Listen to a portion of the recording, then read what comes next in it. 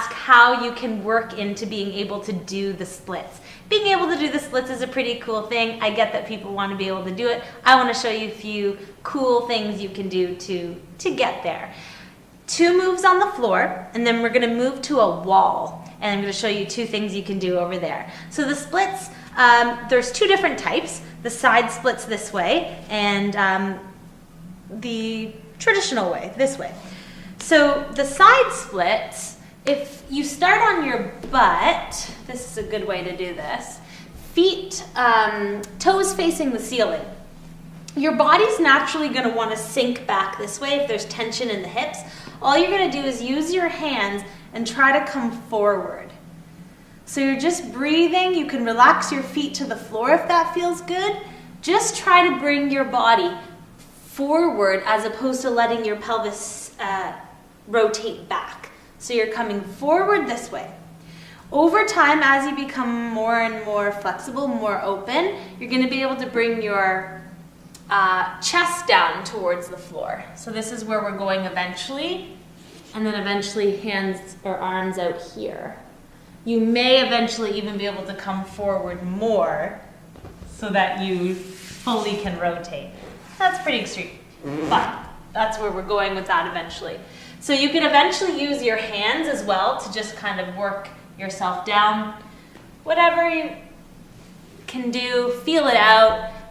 But main thing, I'm just going to show you this from the side, just watching this. So your body will want to go this way, and again, all you're doing to start to really open your hips so that you're going to be able to do this is you're just bringing yourself forward this way, chest towards the floor. Okay, so that's the first thing. For the other splits, the traditional splits, you start in a dragon lunge. I believe I showed you this in a past video. So you start in a dragon lunge, and then as you feel comfortable, you just start to creep your right foot forward if you're on the right side. Eventually you might wind up somewhere like this, and then you're using your hands. If you let go, it might be too much.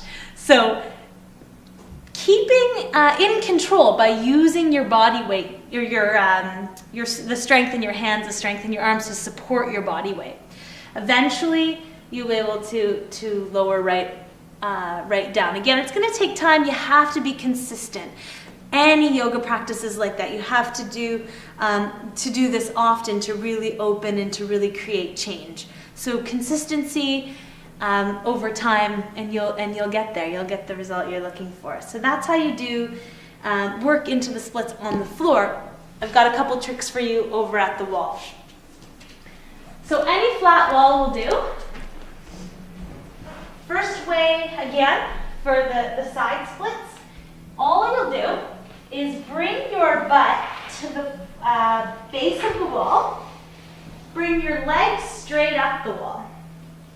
And then from here, you just let your upper body relax in any way that feels good.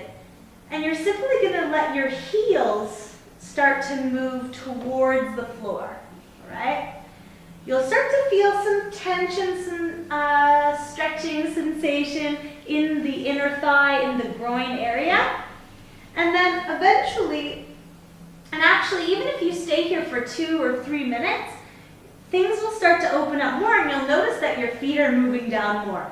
Don't stay here too long, especially if you're at home by yourself, because you could get stuck and it's going to get really intense.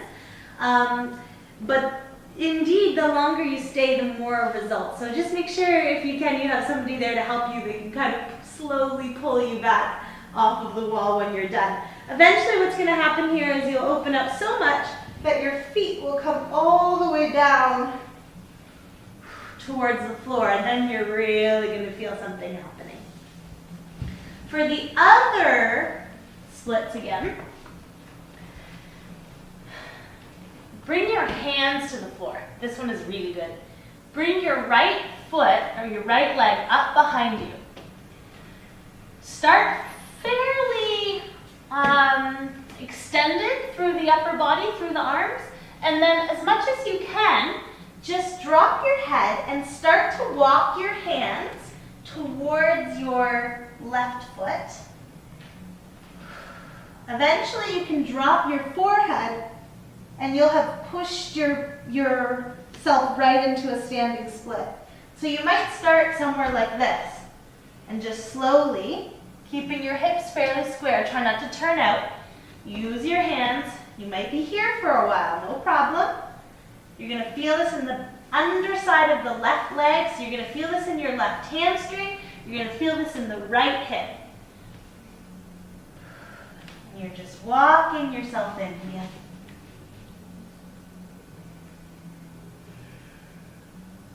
And then, simply repeating, of course, on the other side.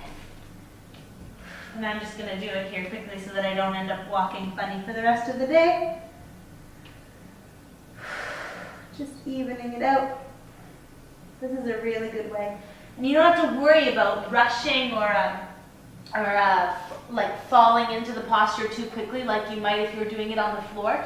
You have your hands here. You're in total control of, again, the degree of stretch that you're creating for yourself.